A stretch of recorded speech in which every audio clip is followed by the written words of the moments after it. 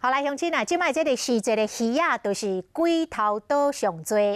台东成功渔港，逐只渔船啊都大船入港大丰收。但是可惜，今年中南美洲的国家来抢生理，咱的外销量减真多，计销只有一年的一半，剩75块左右。这个龟头岛条例卖不出去，渔会嘛帮忙开发着副产品。所以乡亲啊，即摆食这个龟头岛上盖钓时，俗够好食，尤其是做成着沙西米的料理，是有够赞，袂输乎红干毛。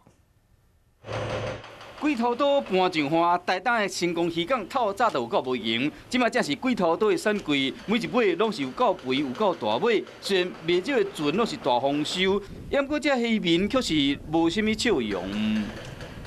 今年价格已经对半，大概去年的一半。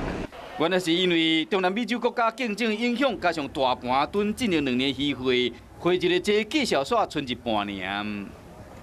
平均价呢，大概今年大概在72到75块左右。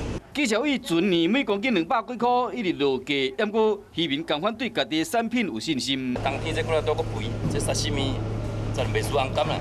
全台湾一年龟头岛的鱼获量差不多是10000几吨，成功渔港就占1/3。渔会嘛斗研究，像讲做鱼腐也是 XO 酱等等副产品来增加销路，嘛希望讲爱食龟头岛的乡亲爱把握时机。